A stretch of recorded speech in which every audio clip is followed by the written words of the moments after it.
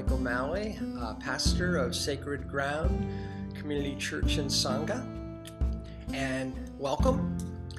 We haven't had a Sunday morning service in a while. It's really nice here in Columbus. The snow is just drifting down, so it's perfect for mindfulness. With that, I'm going to invite the bell to sound, and I invite you, if you're watching this live or if you're watching this recording, to get yourself into a space of presence and enjoy the sound of the bell.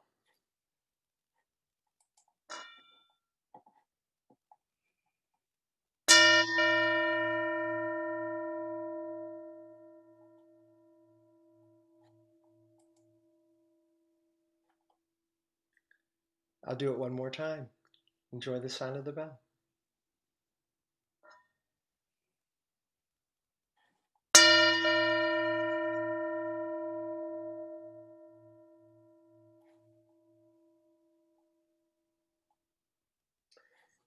Here at Sacred Ground, we're invited into presence. We're invited into this present moment. This is both the moment of personal transformation, but really all the transformation that we may hope for our society, for our nation, for our earth, it can only happen in this moment. This is our first 2021 Sunday morning service here on January 17th, 2021. And it's been a while since we've had a Sunday morning service. And to give you a little bit, just an inkling about us, we've been around since 2009. And since that time, we've seen this work as an experiment. And it is an ongoing experiment with the goal of presence, with the aspiration of watering beneficial seeds, and boldly bringing together the teachings from Buddhism, Christianity, and earth-centered spirituality. This morning, I'll begin with one more ringing of the bell and just a moment of mindfulness and an invitation into calming ourselves. There's a lot out there and a lot inside of us that's bringing up tension, and just invite us into being here in this moment right now. And after the bell, we'll have a moment of silence, and then I'll offer our first reading, which will be coming from Luke.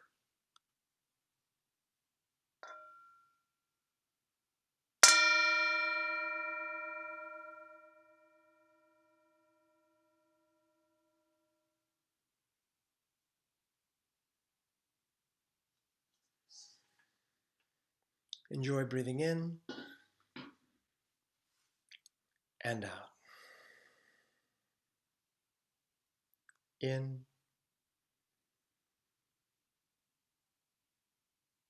and out.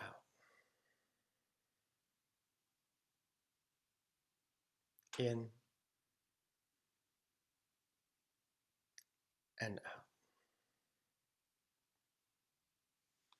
I'll share the first reading. Ollie will then share the second reading. She'll tell you a little bit about that when it's her turn.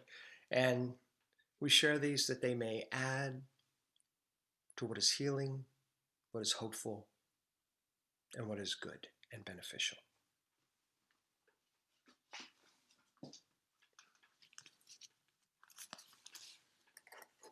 As I think I mentioned, the first reading comes from the Gospel of Luke, chapter 11, verses 24 through 26. You can also find a version of this same parable in Matthew, chapter 12.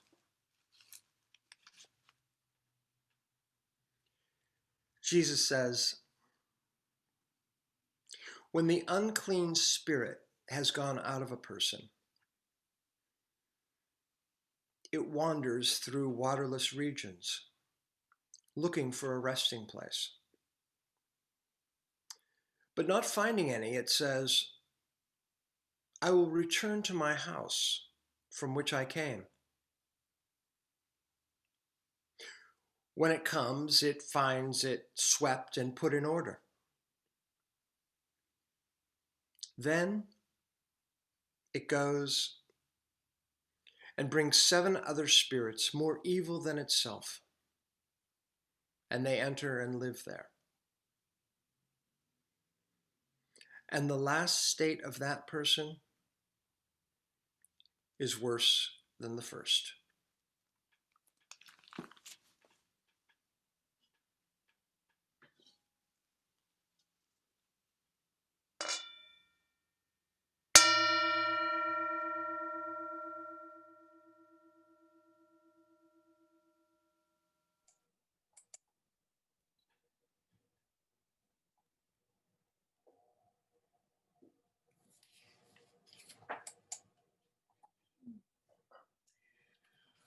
Our second reading today is from Thich Nhat Hanh, and this is from 2001. And it was an interview with Thich Nhat Hanh that he gave in September of 2001 after the 9/11 tragedies. So the question to him was, what is the right action to take with regard to responding to terrorist attacks? Should we seek justice through military action, through judicial processes? Is military action or retaliation justified if we can prevent future innocents from being killed? And here's Thich Nhat Hanh's answer.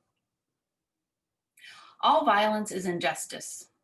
The fire of hatred and violence cannot be extinguished by adding more hatred and violence to the fire. The only antidote to violence is compassion. And what is compassion made of? It is made of understanding. When there is no understanding, how can we feel compassion? How can we begin to relieve the great suffering that is there? So understanding is the very real foundation upon which we build our compassion. How do we gain the understanding and insight to guide us through such incredibly challenging moments that we now face in America?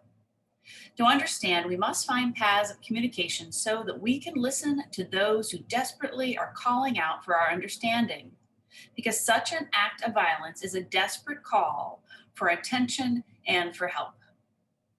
How can we listen in a calm and clear way so that we don't immediately kill the chance for understanding to develop? As a nation, we need to look into this, how to create the situations for deep listening to occur, so that our response to the situation may arise out of our calm and clear mind. Clarity is a great offering that we can make at this time. There are people who want only one thing: revenge. In the Buddhist scriptures, the Buddha said that by using hatred to answer hatred, there would only be an escalation of hatred. But if we use compassion to embrace those who have harmed us, it will greatly diffuse the bomb in our hearts and in theirs. So how can we bring about a drop of compassion that can put out a fire of hatred?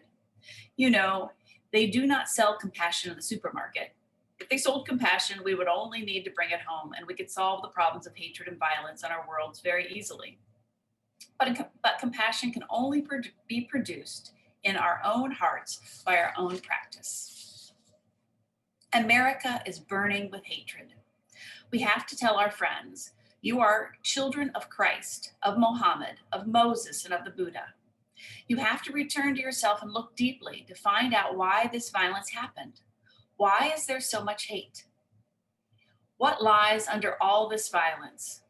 Why do they hate so much that they would sacrifice their own lives and bring about so much suffering to other people? Why would these young people, full of vitality and strength, have chosen to lose their lives to commit such violence? That is what we have to understand. We have to find a way to stop violence, of course. If need be, we have to put the men responsible in prison. But the important thing is to look deeply and ask, why did that happen? What responsibility do we have in that happening? Maybe they misunderstood us, but what has made them misunderstand us so much to make them hate so much? The method of the Buddha is to look deeply to see the source of suffering, the source of the violence. If we have violence within ourselves, any action can make that violence explode. This energy of hatred and violence can be very great. And when we see that in another person, then we feel sorry for them. When we feel sorry for them, the drop of compassion is born in our hearts, and we feel so much happier and so much more at peace in ourselves. That produces the nectar of compassion within ourselves. If you come to the monastery, it is in order to learn how to look deeply so that whenever you suffer and feel angry, the drop of compassion in your heart can come out and can put out the fever of anger. Only the drop of compassion can put out the flames of hatred. We must look deeply and honestly at our present situation. If we are able to see the sources for suffering within ourselves and within the other person, we can begin to unravel the cycle of hatred and suffering and violence. When our house is on fire, we must first put out the fire before investigating its causes. Likewise, if we first extinguish the anger and hatred in our own hearts, we will have a chance to deeply investigate the situation with clarity and insight in order to determine all the causes and conditions that have contributed to the hatred and violence we are experiencing within ourselves and within our world. The right action is the action that results in the fires of hatred and violence being extinguished.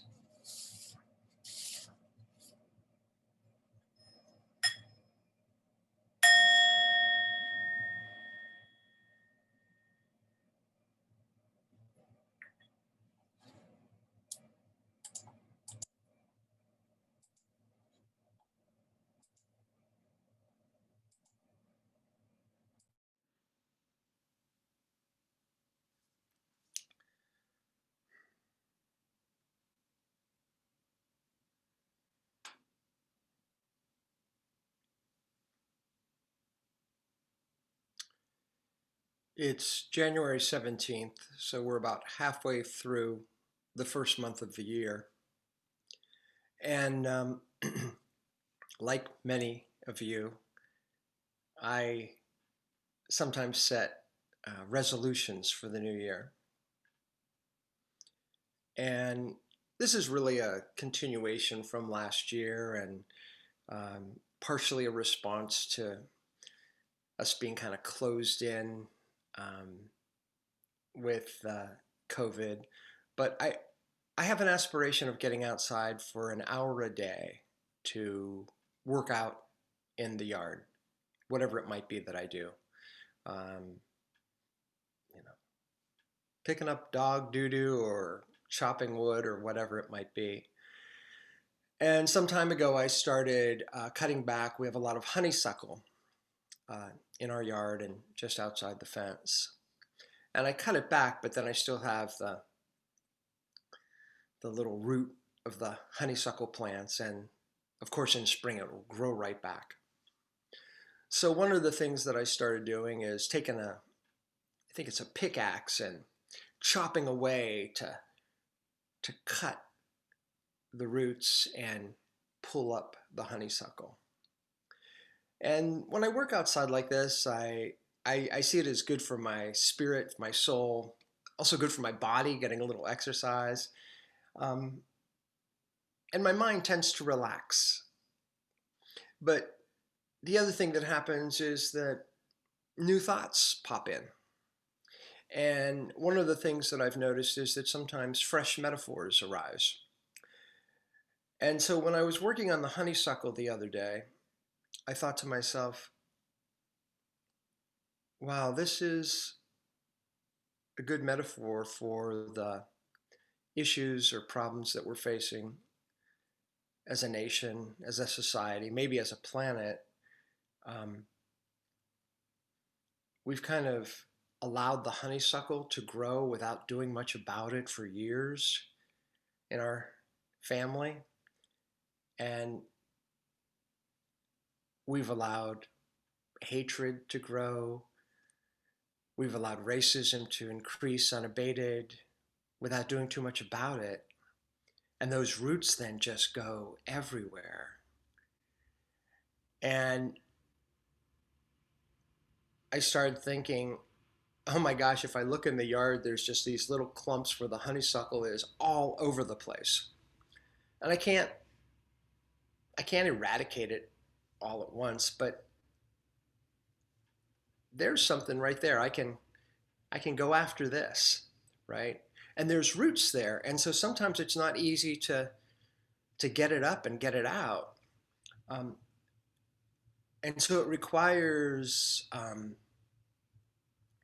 a little bit of focus, perseverance, um, diligence. You know, if you're like me, I'd like to figure out what's the one solution, that we could solve all the problems for America or the world. And there's not just this one simple solution. It's going to take a lot of effort. And part of the problems involve the suffering of others, including the suffering of those who um,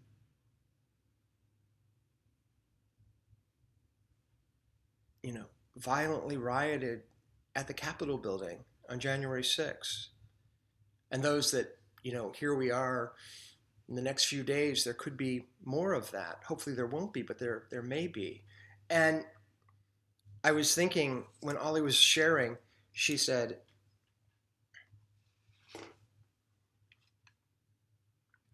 America is burning with hatred.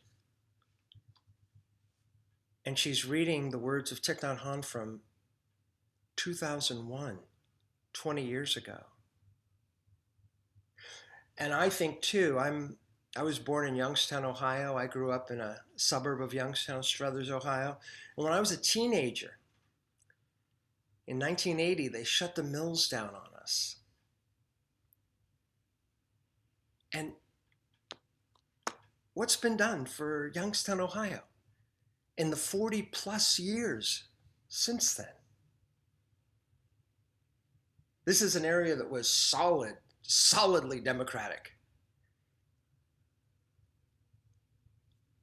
What have the Democrats done for those folks? And so when other people with other voices come along and say that they care about them,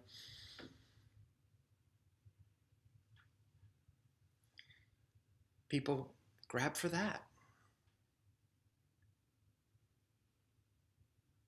So that suffering is now generational. And of course, people of color, other marginalized people, their suffering is, oh my gosh, how long standing? And I think about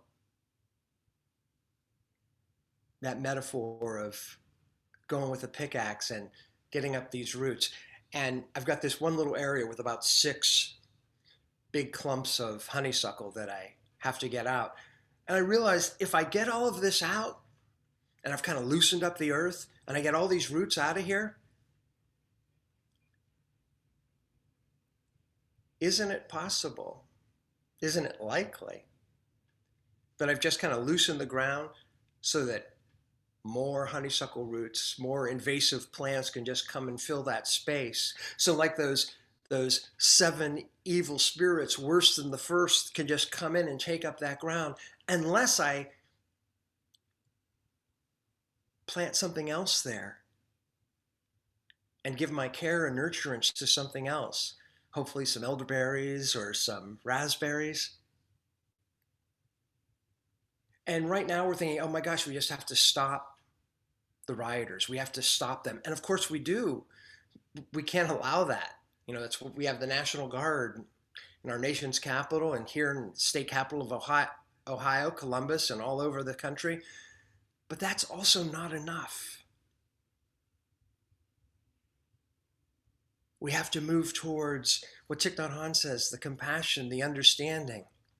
What Jesus spoke of as the love of the so-called enemy. And bring care to others.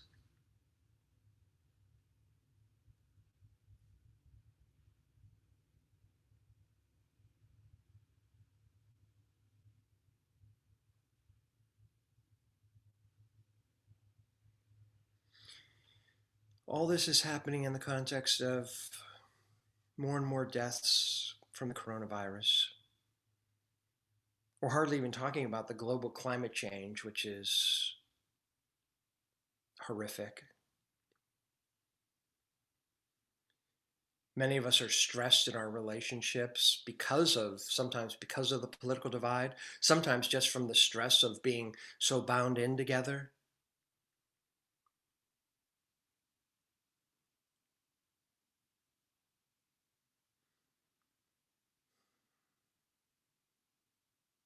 But a question that I just bring up for myself, and if it's of any value to you, is why are we here?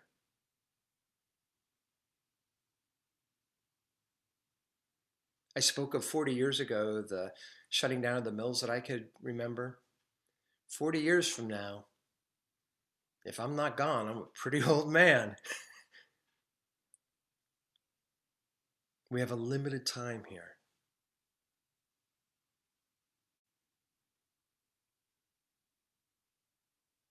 And I believe that Jesus and the Buddha and our Mother Earth itself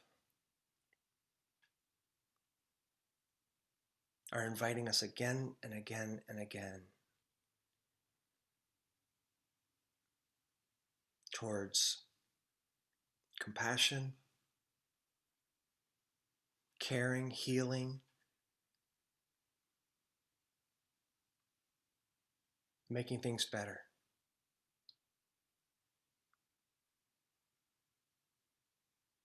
It's not going to be easy, simple, or quick. But I don't believe that that's just what I'm called to do. I might be right, I might be wrong. Maybe I'm arrogant in thinking that, how do I know? But I think that's what you're here to do.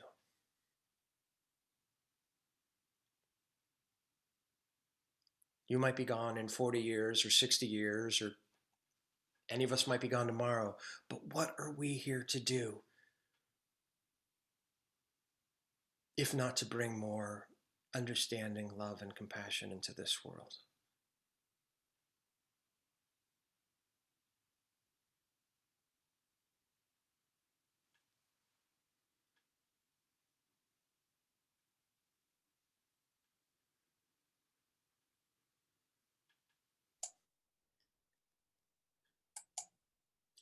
Ollie will now lead us in a guided meditation.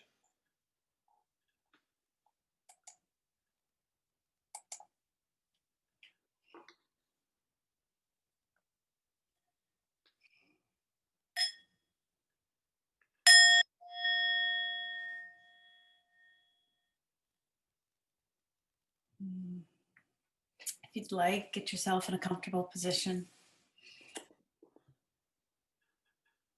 I want to feel your spine sitting up if you were really relaxed.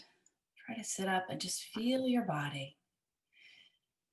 Feel yourself grounded to the ground as you're sitting there. You can either sit crisscrossed, or if you're sitting on a chair with your feet down. But just take a moment to feel the breath coming in, the breath going out, and feel yourself grounded.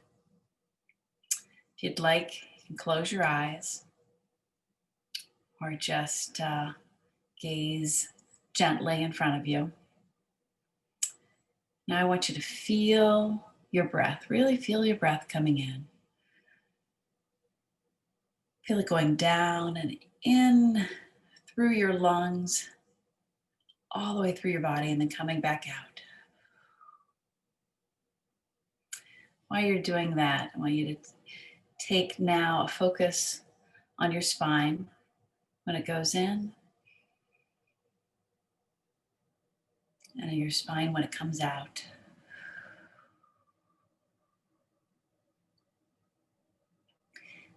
This time, focus on the right side of your body. Focus on your right leg, right arm as you're breathing in. Feel the air come in and then breathing out through your right side. Next, we're focused on the left side of our body, the left leg and left arm as we're breathing in. We're breathing out.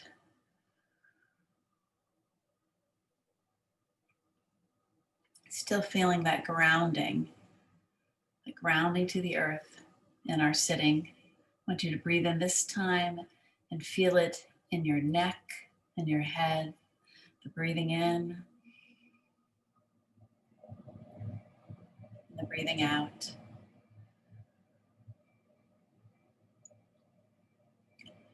This time, any tension you feel, you might want to move your neck a little bit, or your shoulders from where you're holding tension.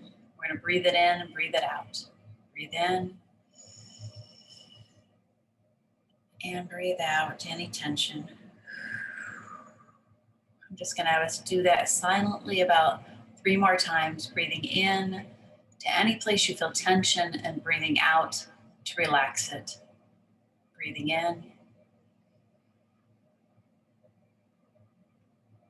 breathing out.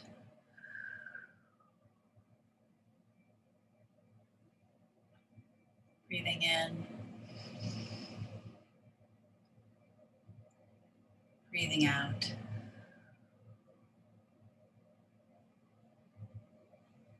Breathing in, breathing out.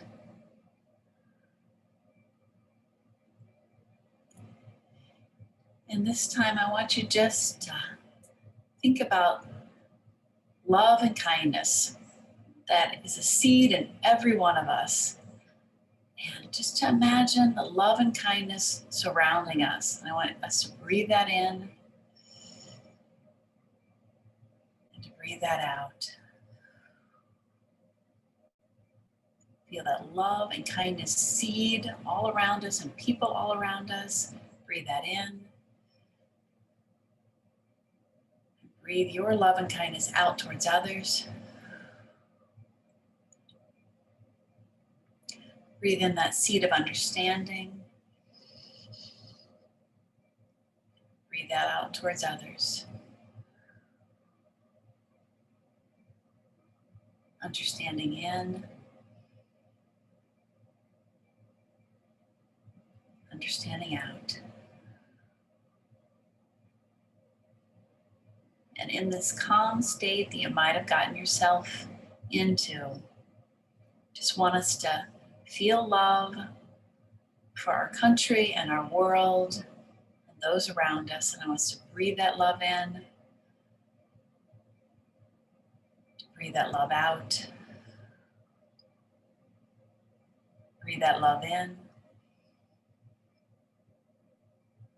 breathe that love out. And finally, with that love and understanding, let's breathe in compassion in and breathing compassion out. One more time, breathing compassion and breathe that compassion out.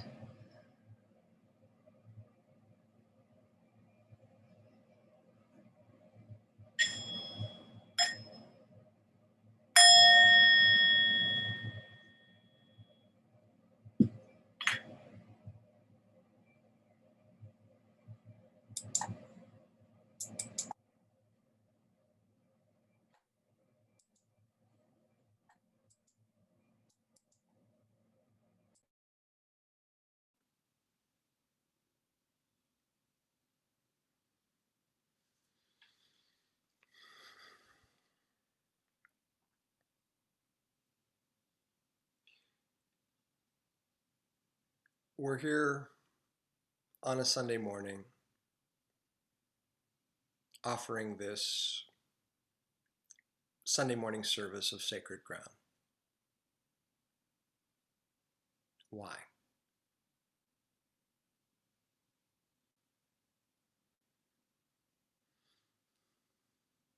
We hope to water beneficial seeds.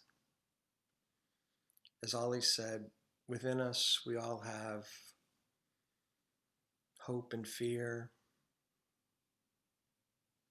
anger and love, anxiety and joy.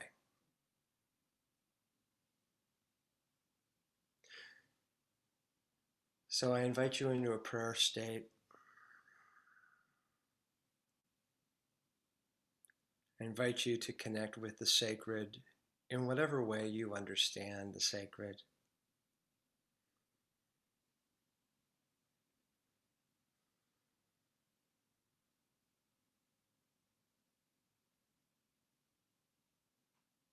We offer our prayers.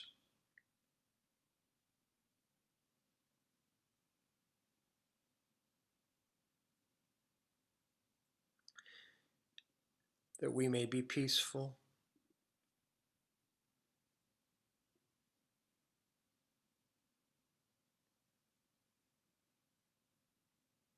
that others may, in their moments of inner turmoil, anger, hatred, and fear,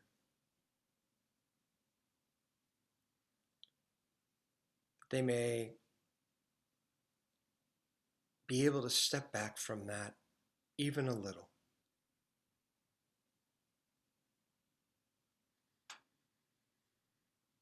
To recognize in themselves and in others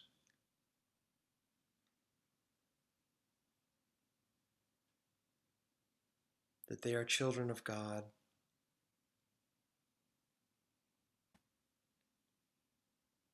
that we are all children of the great sacred,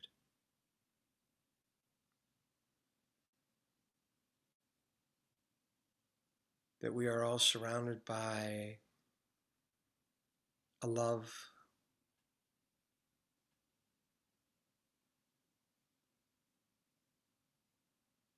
that wants to open our hearts,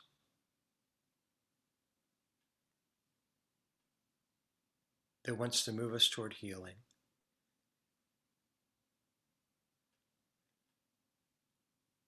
that wants to nurture us toward wholeness. May we, each of us,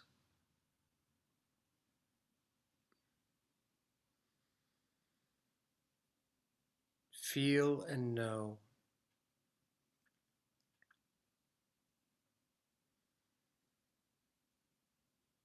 that we are loved, that love abounds,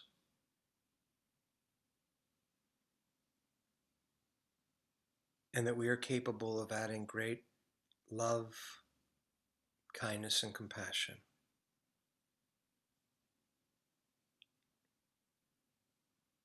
to this world, for all people,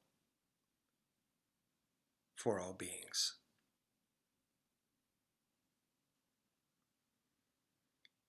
Peace and amen.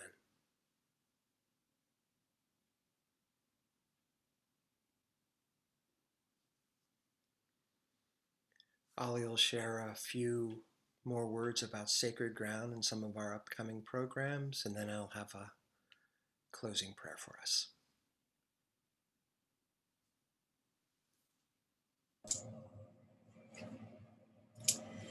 So for those of you who might not know about Sacred Ground, I'm going to share just a little bit more about us. You can find us, well, you're on Facebook, you find us on Facebook. You can also find us on our website, which is theholynow.org.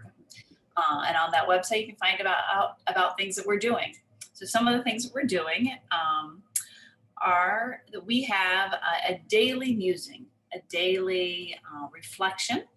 Each day, you can find them on our website. You also can find them on our YouTube channel, which is the Sacred Ground YouTube channel. And they're just a 3 to 5, 6, 7 minute reflection that might help you, hopefully, on your day. And so those are available on either our website or on YouTube. We have a Monday evening, it's every other week, men's group, a men's mindfulness group. If you'd like to be part of that, again, you can go to our website and you can register to be part of that. That is on Zoom and not on Facebook.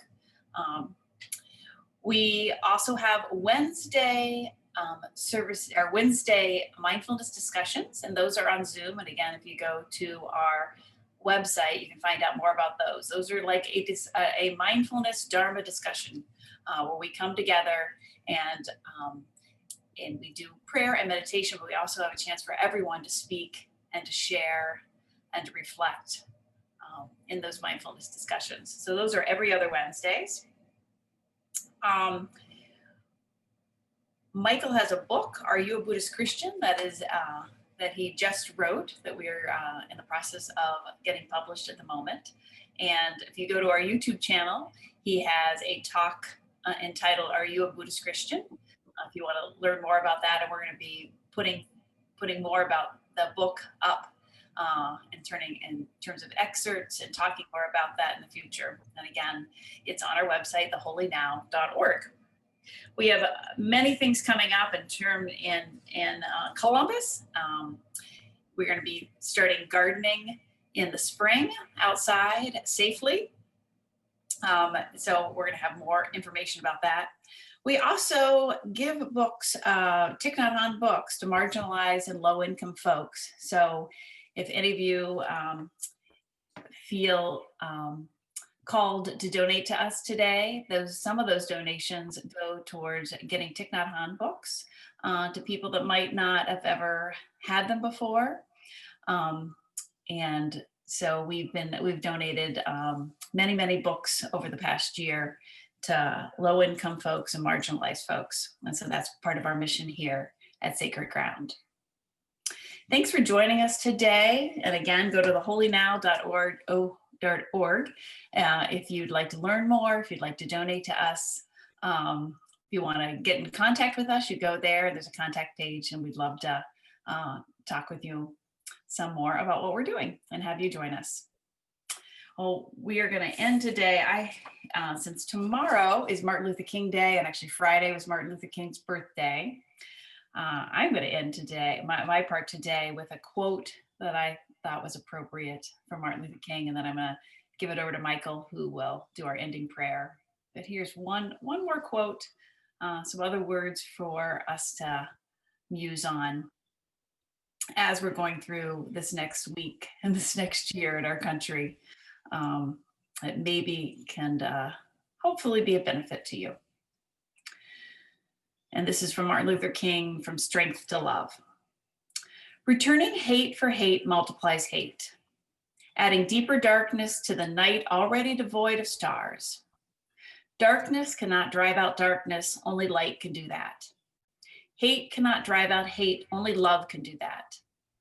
Hate multiplies hate, violence multiplies violence, and toughness multiplies toughness, and a descending spiral of destruction. So when Jesus says, love your enemies, he's setting forth a profound and ultimately inescapable admonition. Have we not come to such an impasse in the modern world that we must love our enemies, or else? The chain reaction of evil, hate begetting hate, wars producing wars, must be broken, or we shall be plunged into the dark abyss of annihilation. So words from Dr. Martin Luther King Jr. And I will put it over to Michael.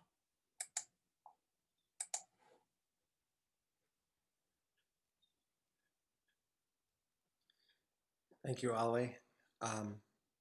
Just a couple other words here. The Daily Musings, that comes out four days a week, Monday through Thursday, and the backlog of those are available on our website or via YouTube. And again, the idea is just a few words that might water some beneficial seeds in you. What else? Oh, I did want to mention that our Wednesday discussion group, which meets every other week, so it'll be not meeting this next Wednesday, but the Wednesday after that. It is, we are currently doing that not on Facebook, only via Zoom, so that we can have a little bit more confidentiality. But anyone who is interested is welcome to join us on that by going to our website, signing up, and then getting the Zoom link for our Wednesday Dharma discussion group, where we all can engage in discussion. And finally, some of you may know, some of you may not, that Martin Luther King and Thich Nhat Hanh were friends. And Thich Nhat Hanh serves as a grounding. Both he, his teachings, and his mindfulness trainings serve as a grounding for sacred ground. And Martin Luther King, he spoke of when he received the Nobel Peace Prize, that was a huge moment in his life because it moved him from kind of this civil rights leader in America to this world leader of peace and transformation. And King, to the best of my knowledge, nominated just one other person in his life for the Nobel Peace Prize. And the person he nominated was the Vietnamese Buddhist monk, Thich Nhat Hanh. They sometimes call Thich Nhat Hanh Thai. And Thai had a stroke a couple of years ago, so he's no longer able to speak. But just, I think it was a few months before his stroke, Thai made a statement, and he said he has attempted to live his life as a continuation of King's teachings, to work to bring the beloved community into full manifestation. I'll offer the bell and a closing prayer.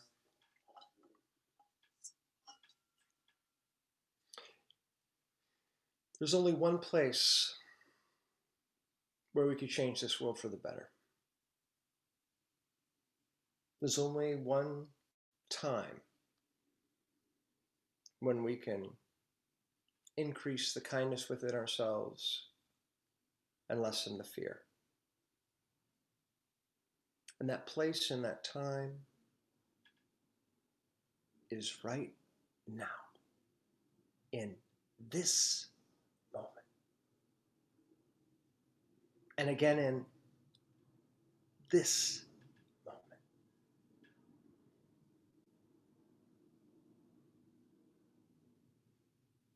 Presence is the key.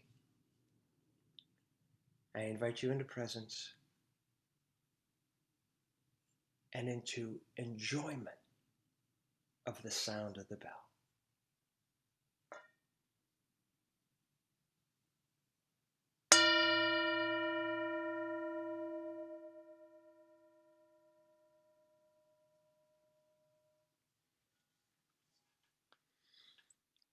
Thank you for joining us.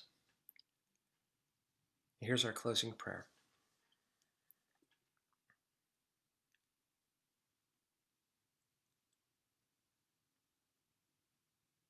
There are billions of us.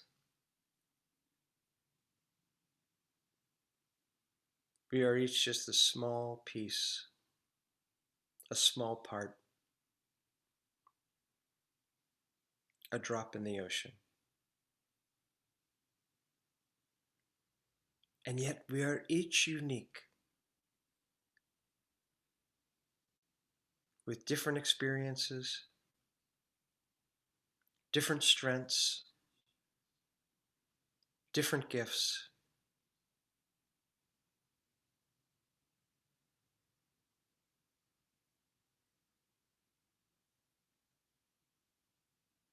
Give us the patience, the strength, and the vision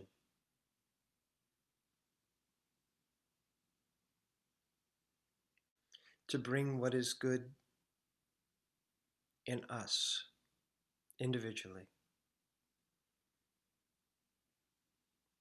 to the benefit of the greater good for all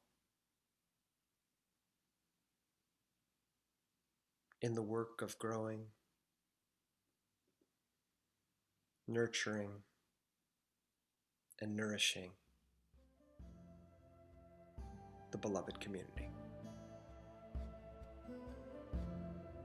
Peace and amen.